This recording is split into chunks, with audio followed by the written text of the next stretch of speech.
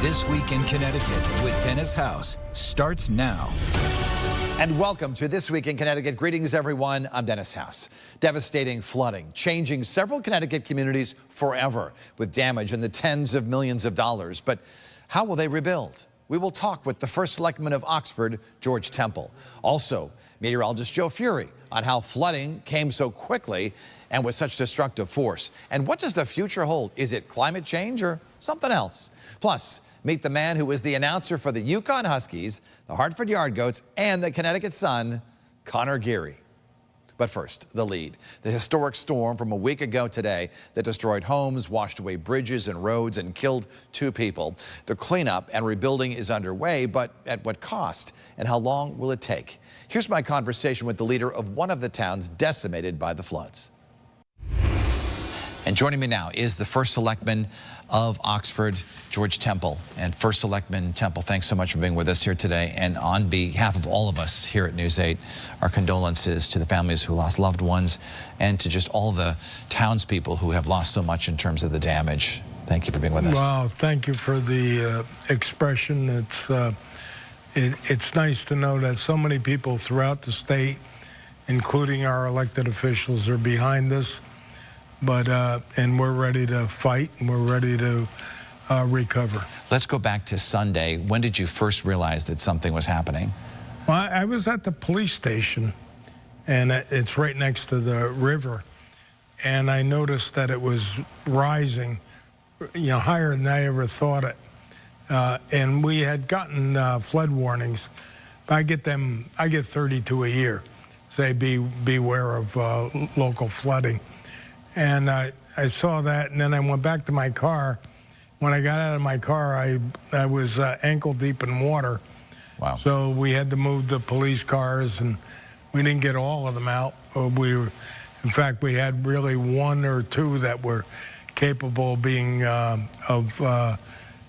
operational. But that was my first introduction to what became a major disaster for our town. And the water kept rising. Yes, yes. And what was your reaction when you just realized this was unprecedented? Well, you don't. You just get into action. I work with the police, and they and the first responders and the firemen. They were really quick. Our firemen did a wonderful job. Public Works worked the entire evening and the next day. And, we actually had a bunch of Oxford citizens come out and help us out. So, my reaction was that, this is tough, but we'll get through it. So the town certainly came together during this flood. You talked about the firefighters who really put their lives in the line. Yeah, it was very dangerous. A couple of them came very close to being swept away. They were during the rescue effort of the 2 women that we unfortunately lost, and that was really tough on. That was tough on me emotionally. It's tough on the town. What do you know about the victims? What have you been able to learn about what happened and just their roles in the community? They were just regular citizens, out for whatever reason, whether they were going for groceries or whatever.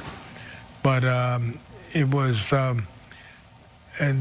a torrent down Route 67. It had to be 5 or 6 feet deep, and it looked like the Colorado River. It was unbelievable, the stuff that was floating down so fast. What are you hearing in terms of the amount of damage that Oxford has suffered? Oh, we're still trying to evaluate that, but in the very high millions, probably $50, $60 million. And how many homes? We haven't even expressed that yet. Our concentration now is we still have people that are stranded. We had people without power.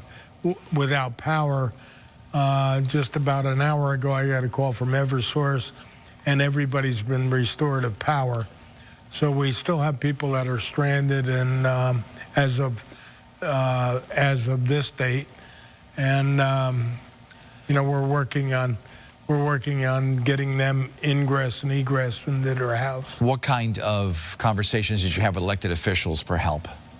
It's local elected officials have been terrific. We got order. I'm just got off the phone with the first selectman of Woodbury, the Beacon Falls and Oxford have been very close.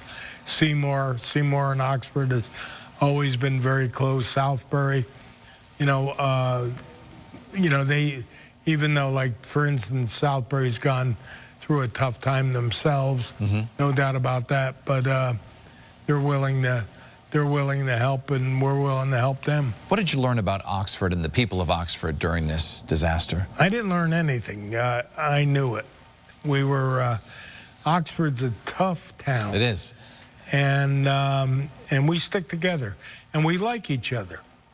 It's hard to really put that in words, but if somebody's having a hard time in Oxford, there's always somebody with a helping hand. And we have had a tremendous outpouring. Tomorrow on Wednesday night, we're going to have a meeting of people to try to focus any kind of relief effort that we have. People that are in need, I want to hear about. A lot of times communication's a problem. In terms of establishing a timeline or a calendar or a schedule, very difficult because we don't know the extent of the damage just yet. But what does the future look like for Oxford in your judgment? In my opinion, we're going to rebuild better than ever. We have 5 bridges that were taken out, town-owned bridges, and that's going to be a big ticket item. But we'll address it. We'll get it done. We're going to be talking with Joe Fury a little bit later in the program about climate change in the future. This could happen again, and they say that rain events like this could be more frequent. How will that impact how you rebuild? Well, obviously we have to try to tame the Little River.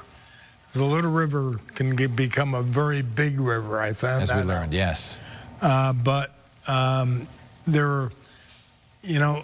we do want to do it rationally and intelligently, and that may take a little bit more time. People are going to have patience, but they will. Yeah. Oxford is a resilient community, and First Selectman George Temple, we appreciate you joining us today to talk about this. Best of luck with rebuilding, and we're all thinking of you. Thank you. Thank you for your concern. Well, thanks for coming on. Okay. Coming up, what does the future hold? That's next. Then later, the man behind a voice you've probably heard. We'll be right back.